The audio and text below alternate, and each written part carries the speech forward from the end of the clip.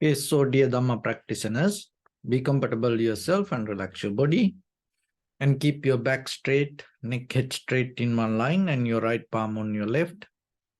So gently close your eyes and bring your attention to this bell sound. While you're focusing to the sound, mentally relax your body, relax your mind and relax your breathing with your thoughts. So do nothing extra. Just follow the sound, please.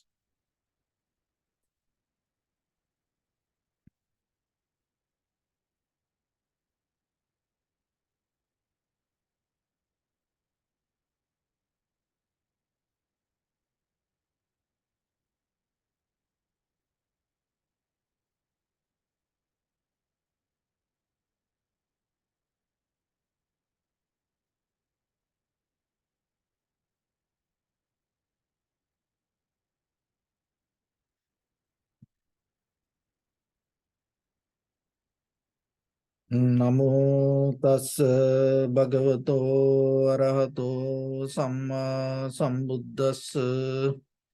Namo tassa bhagavato arahato samma sambuddhassa. Namo tassa bhagavato arahato samma sambuddhassa. Homage to the Blessed One, the Exalted One, the fully Enlightened One. So, dear Dhamma practitioners, before we start our practice session, as usual, we'll take few minutes to understand how we can develop our practice and at the same time, out of this practice, how we can gain the result for our conventional life. Also, how it become a foundation for our spiritual practice. So, intellectually understanding and at the same time use it and practice and understanding is very necessary when it comes to meditation. So most of time when we sit for meditation, we have to be relaxed and at the same time we have to calm down our body and mind. So it is very understandable and mostly we can do it. And of course, when you come to practice meditation, you know, so this long you're going to sit and this is what I'm going to practice. So once you sit for meditation, once the body calm down, once the mind calm down, but still within few minutes, sometimes you want to get out of it. Maybe the mind start to go here and there and the body start to kind of like a signaling, this is enough, let's do something else, let's do something else. So how this happen like that? And why it happen like that way? So even though basic level in physically this body calm down and the mind calm down with thoughts, we have a very subtle body related to heat, motion, liquidity, and hardness. That means 4 elements. So when that elements unrest, it is very difficult for you to sit for a long time.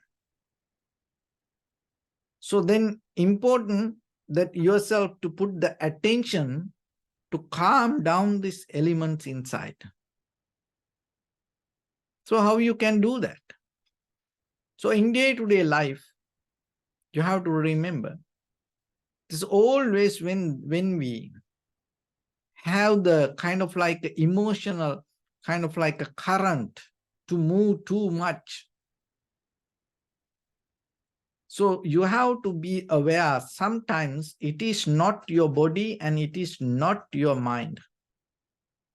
Because generally in conventional world, sometimes we have to move fast. We can't be too slow.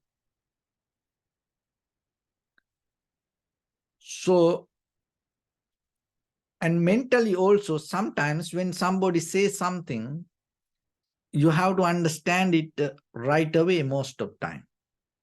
Like just imagine if somebody say a funny story and after you hear it, if you take 10 minutes to understand what that person told, and if you start to laugh yourself after 10 minutes, what will happen?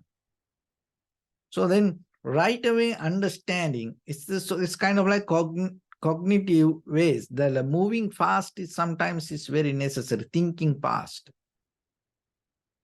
But still, this emotional behavior, this subtle body current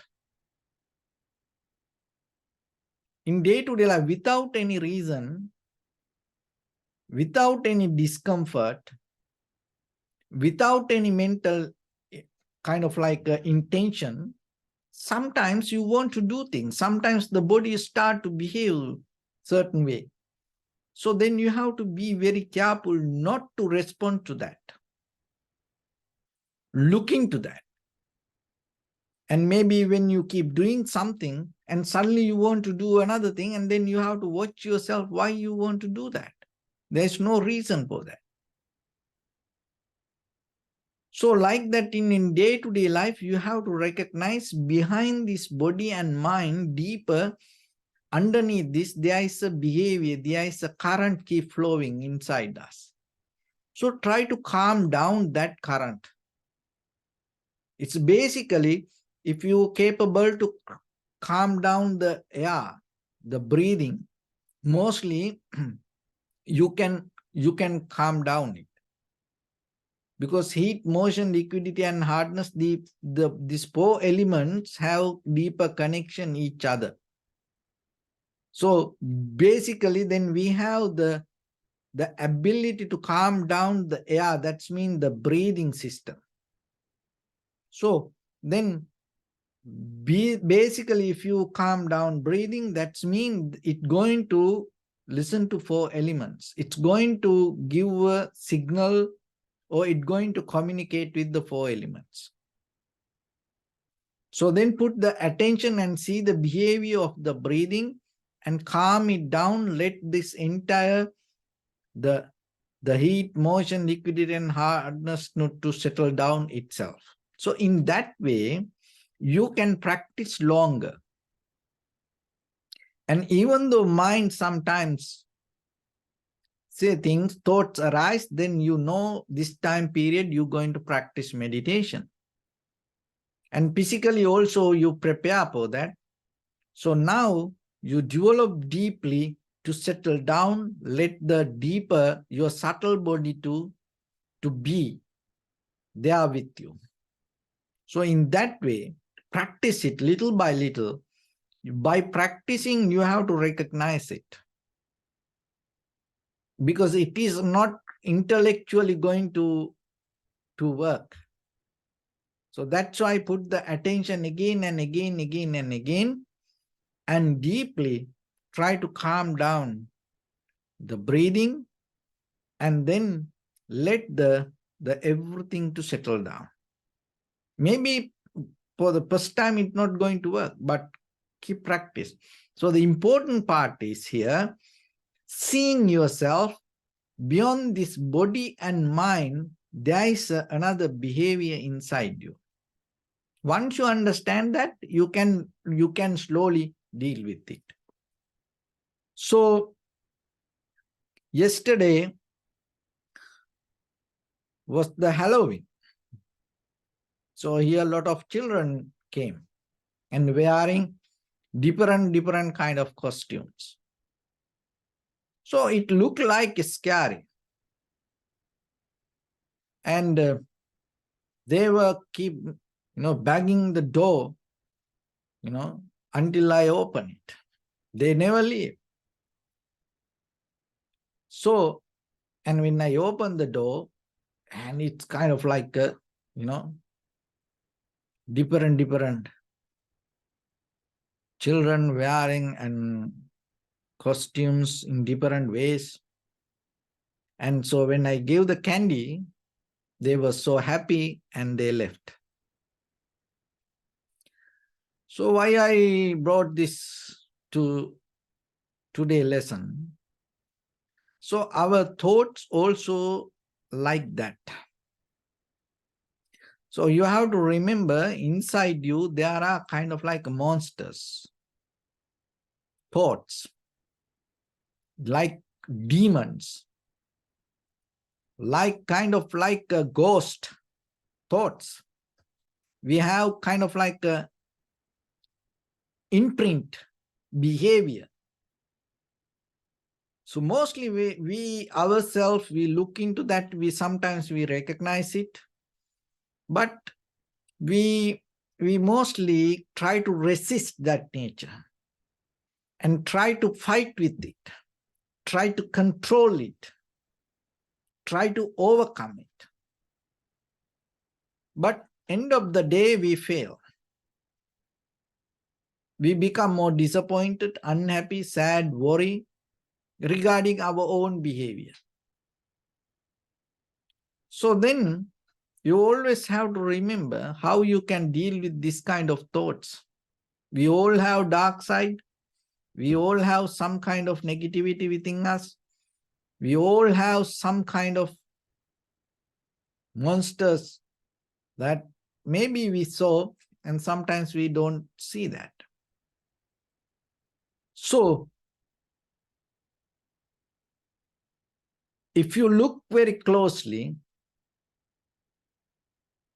and if you become mindful, so this mindfulness is kind of like the candy for that Halloween ghost.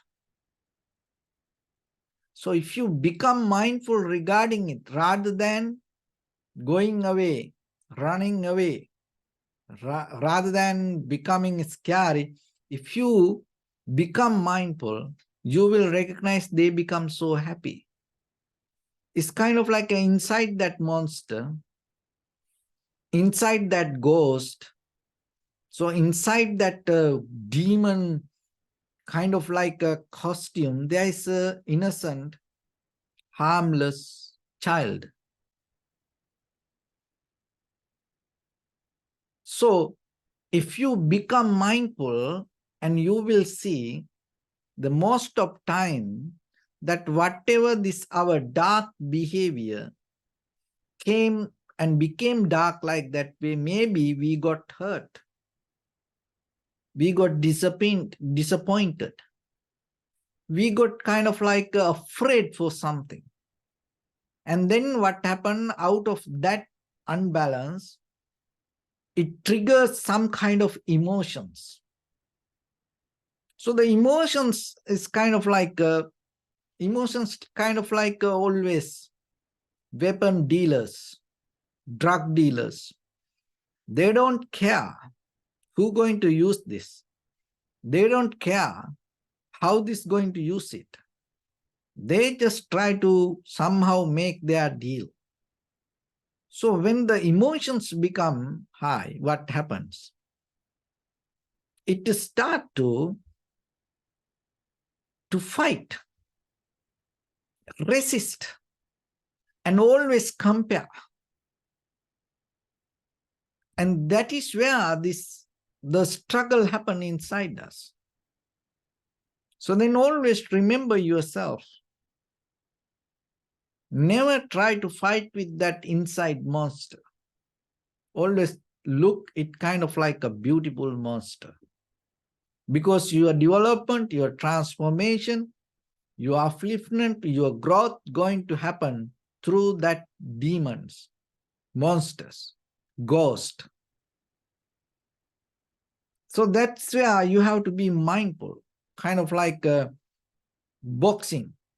You know, sometimes, like yesterday was a very big boxing game, you know, heavyweight boxing game. Sometimes you have seen they hug each other. They come closer, they hug each other.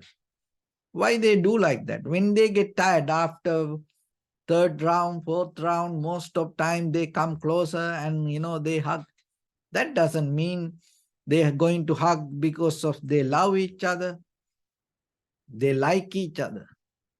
No, because when you come closer like that, other person cannot punch, and that person cannot get your pace. So, like that, how you can overcome this monster? You have to be very close and be mindful.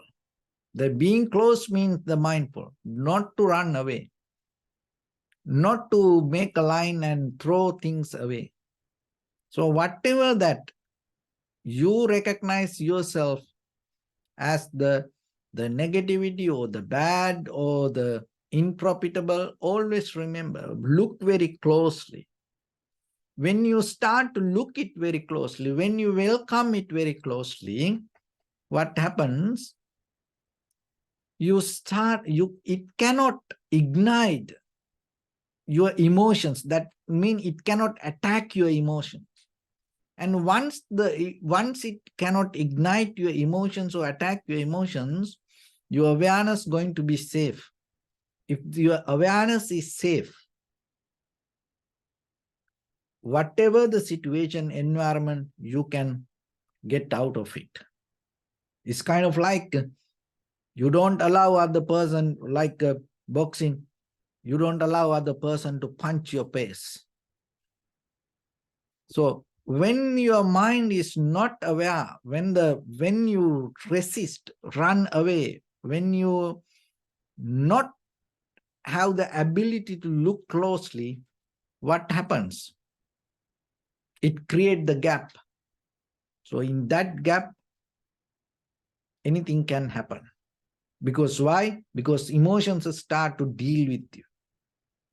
So this is the situation that we go through this. This is the normal, our day-to-day life behavior. So that's why practicing mindfulness is very necessary. It is not to deal with that others. It is about dealing with our own monsters, our own demons, our own ghost inside us. And then if you are capable to look it very closely, and you will see that innocent child.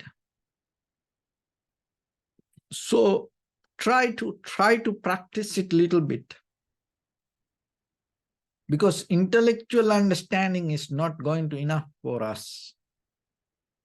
By practicing what we see, going to make you more and more matured with the meditation. And at the same time, I want to mention today this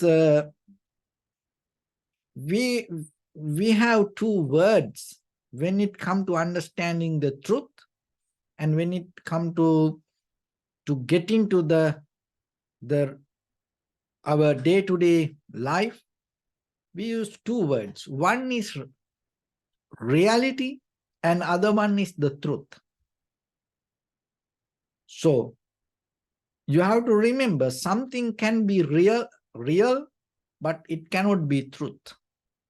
So what does that mean? So then first we have to understand, sometimes because of the reality, we don't see the truth. We accept the reality. So in the conventional level, the conventional world means deal with the reality, real things. The spiritual practice means you don't bound to the reality, but you go into the truth.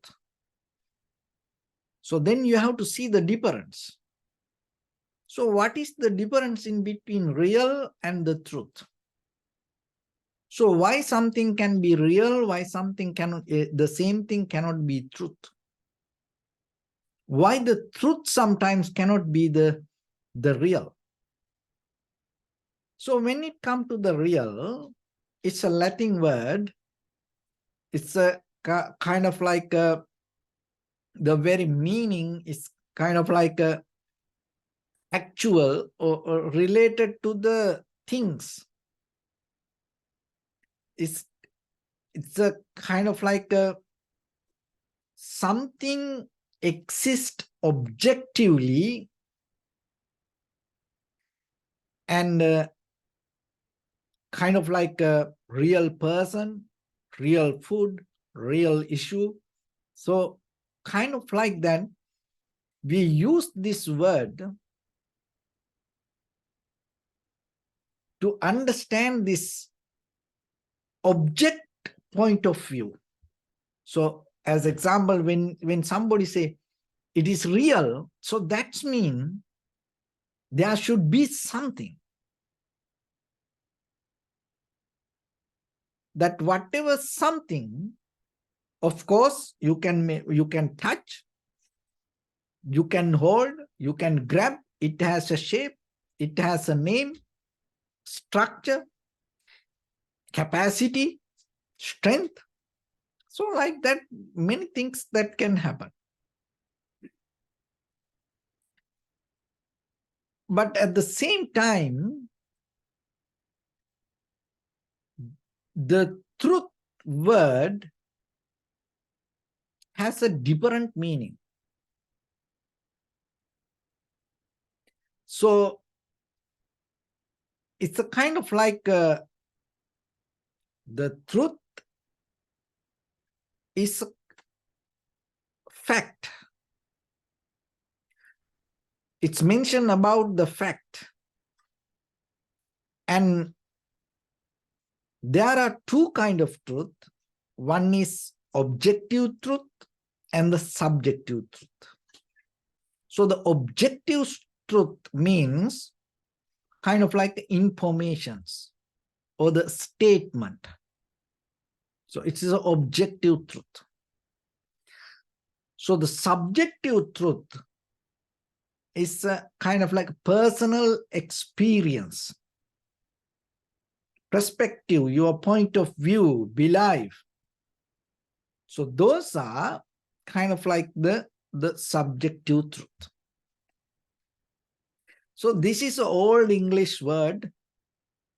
And in that old English, the truth related to the faithfulness. That's the very meaning, faithfulness. And at the same time, as you know in Buddhism, that when it comes to our fundamental teachings, we know there are three things: impermanence, unsatisfactory nature, and selflessness.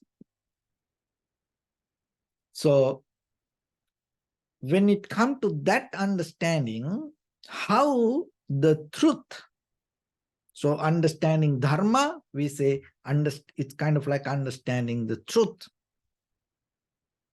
And what does that mean and how it related to the Dharma and how it related to the impermanence, unsatisfactory nature, and selflessness. So why the real things cannot be truth? So there is another meaning in this truth. It's a kind of like come from the very, the history come with the German, and it called the Proto-Indo-European roots. And it has a meaning, the truth means firm or the solid. So this is the important part. So then something can be real, but it cannot be truth. So what does that mean? So then real mean, as you know, it's a kind of like something exists objectively. So then you say this is the body. It's real. I can touch it. But it's not the ultimate truth. So what does that mean? That means it is not solid. It is not firm. Why? Because it's always change. Why it change? Because it related to heat, motion, liquidity, and hardness. So then With our eye, ear, nose, tongue, body, mind, we always take the perception, and when we can see something through our eye, we can hear something from the ear, the nose, and the tongue, the body. When that object come, once it contact with us, we say we experience the reality. But even though you experience it in that very moment, you can't hold it as the truth. Why? Because that object itself not solid or firm, and the subject, your eye, ear, nose, tongue, body, and even the consciousness subject also not solid. So the both moment by moment, moment by moment, moment by moment change. Why it change? Because it arises as a result of something, cause and conditions. Because of that, even though we experience something as real, you can't take it as the truth. So then, when you experience something with your eye, ear, nose, tongue, body, mind, if you know it is real, but if you are not bound to it, believing it is the truth, you are released from the moment of experience. If you know it is not the truth, you get out of the illusion. But the reality, when you take as the truth, you are in the illusion. You are in the imagination. You are in the mirage. You are in a kind of like a dream world. You are not awake. So then awake means what? While you seeing your eye, ear, nose, tongue, body, mind experience, while you having it, if you know, even though it is real, it is not firm. It is not solid. Once you have that understanding, just simply in day-to-day life, for anything,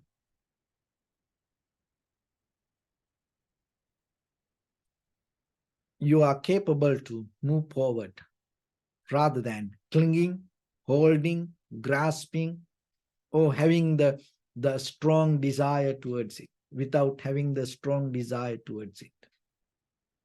So then you are itself become free from your moment of experience. That freedom is the important. You become free from your own inner experience. So with that, let's get into practice a little bit now. So your right palm on your left and neck head straight in one line, and be comfortable with your posture. So bring your attention to your body and scan head to toes yourself and say Sopatveva, or may I be well and happy 3 times.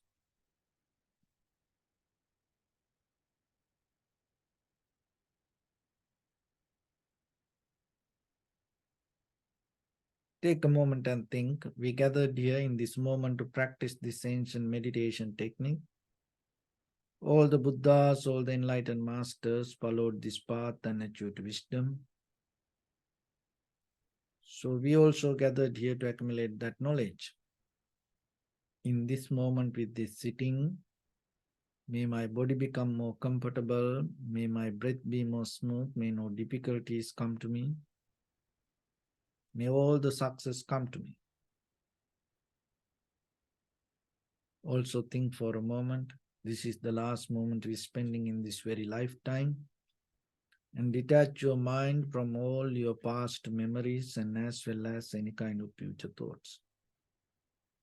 Just try to remain in the present moment, observing the sensation of your inhalation and exhalation. And also, as I mentioned from the beginning, be aware about the very behavior of inner energy and let it calm down.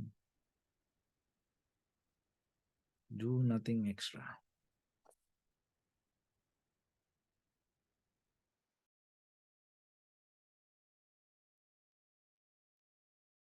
Bring your attention to your body, please. Observe your posture.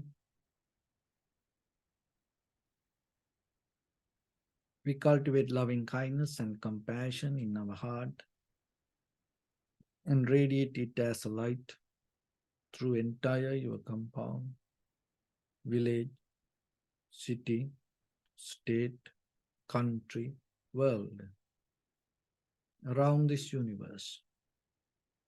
Also as far as you can through galaxies, other planets, stars. Reminding yourself like this. With clear intention, mentally repeat after me. May all living beings in this universe be well and happy.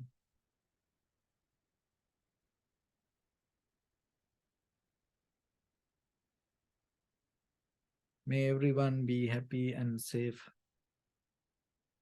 And may their hearts be filled with joy.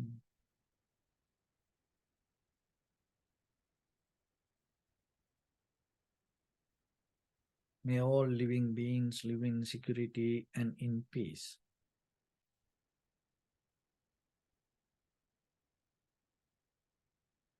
Beings who are frail or strong,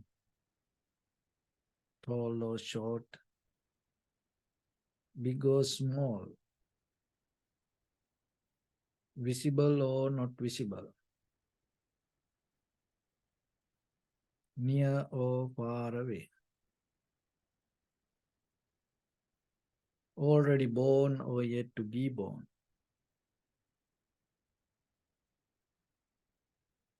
May all of them dwell in perfect tranquility.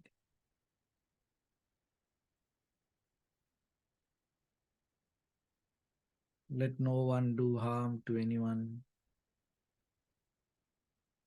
Let no one put the life of anyone in danger.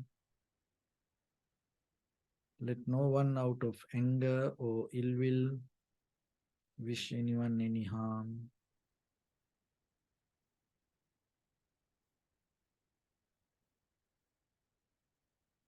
Expand the loving kindness and compassion beginning from your heart.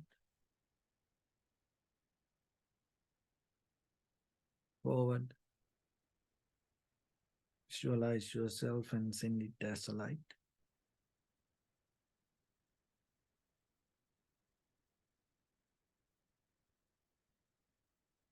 Your backside.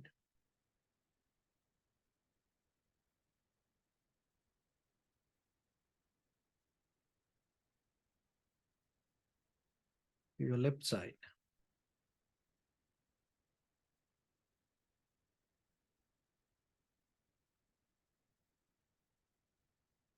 And to your right side.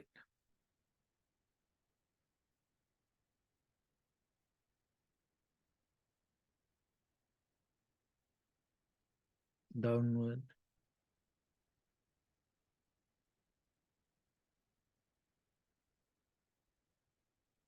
And upward.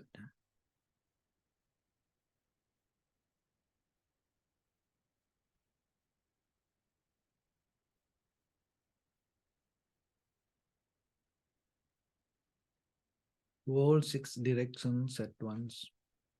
Like the moon, the sun, spread the light, spread the energy, without any condition, without any limitation, without any resistance or without any judgment. Let your heart to shine with the loving kindness and compassion from the bottom of it, with the maximum effort to the highest, wishing yourself, may all living beings in this universe be well and happy.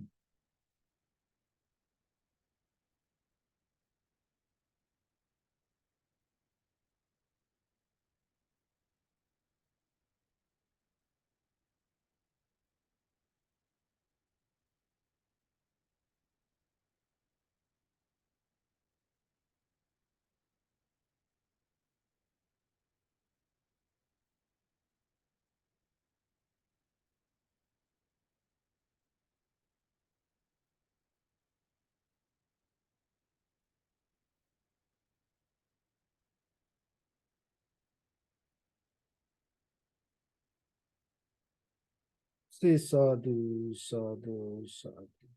So first of all, we offer this practice to the great qualities of the Buddha, Dhamma, and the Sangha. Also, by the power of this meritorious deed, may all of us attain to the supreme bliss of Nibbana. May all your guardian angels and deities will receive these merits and increase their longevity and protect all of you from any kind of planetary influences or any ill effects. Ittavata cha ammihi sampadam punya sampadam sabbe deva anumodantu sabba sampatti siddhya. Sabbe bhuta anumodantu sabba sampatti siddhya. Sabbe satta anumodantu sabba sampatti siddhya. Maya dhammanu dhamma patipattiya buddham pujemi dhammam pujemi sangham pujemi. Addaya imaya patipattiya jati jara vyadi maranam ha paribunjisami. Idam me punya kammang asavakkaya vahang hotu sabba dukkha pamuncatu.